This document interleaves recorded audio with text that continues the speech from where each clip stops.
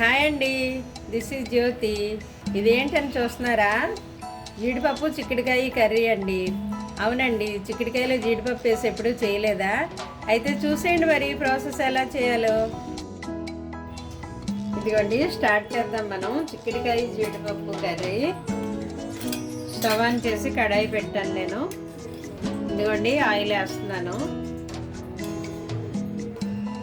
1.5 spoon వేసానండి oil heat అయితే మనం ఇదిగో నేను తీసుకున్న చిక్కుడుకాయలు 1/2 కేజీ చిక్కుడుకాయలు, ఒకటే ఆనియన్ పెద్దది, టమాటాలు 2, ఆ తర్వాత కరివేపాకు, కొత్తిమీర. ఇవ్వండి ఇంగ్రీడియంట్స్. ఉల్లిపాయ, ఆయిల్ హీట్ అయ్యింది. ఒకటే పెద్ద ఉల్లిపాయ వేసానండి, 2 టమాటాలు వేసాను, 1/2 కేజీ చిక్కుడుకాయలు. ఇదిగోండి నేను తీసుకున్న జీడిపప్పు, ఇది నానబెట్టాను. ఉల్లిపాయలు కొంచెం వేగిన తర్వాత మనం మిగిలినవి అన్నీ ఒకేసారి వేసేద్దామండి. ఉల్లిపాయలు కొద్దిగా ఫ్రై అవ్వాలి.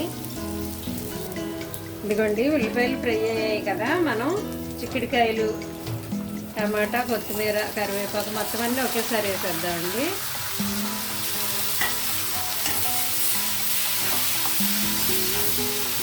ఓకే, ఇప్పుడు కలిపిన తర్వాత ఉప్పు, పసుపు వేయాలి.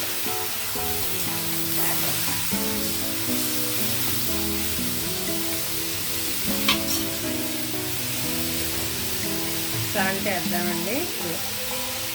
1/2 స్పూన్ వేసానండి. చిక్కుడుకాయలు తక్కువ కదా, 1/2 కేజీ కదా. కొద్దిగా పసుపు, చిన్న స్పూన్ ఇది.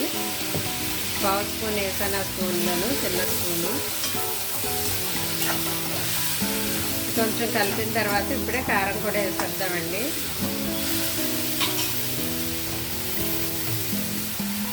ఇదిగోండి 1 స్పూన్ ఫుల్గా వేస్తున్నాను కారం.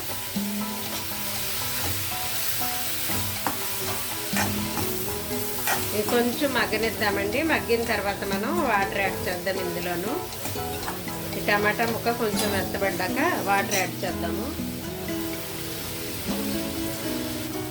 ఇదిగోండి చిక్కుడుకాయ మగ్గింది కదా, టమాటా ఇది మగ్గింది. ఇందులో జీడిపప్పు యాడ్ చేస్తున్నాను ఇప్పుడు.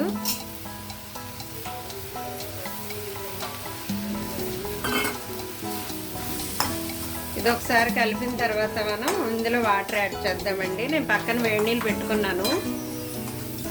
ఆ వేడి నీళ్ళు వేసేస్తే మనకి వంట త్వరగా అయిపోతుంది.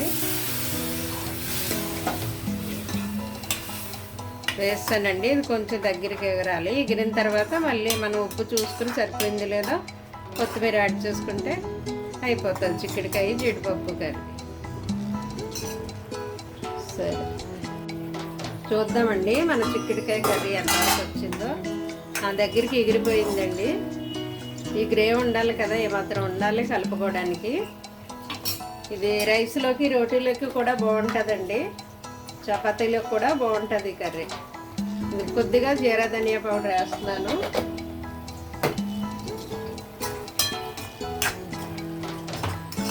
ఇప్పుడు లాస్ట్లో మనం కొత్తిమీర వేసేసి డిష్ అవుట్ చేయడమేనండి. అయిపోయింది. చాలా బాగుంటుందండి. జీడిపప్పు వేసాం కదా, అలాగే టమాటా వేసాము, జీరా ధనియా పౌడర్ వేసాము. సో రోటీలోకి, రైస్లోకి చాలా బాగుంటుంది. ట్రై చేసి చూడండి. అంతే అండి, డిష్ అవుట్ చేయడమే ఇంకా. Thank you.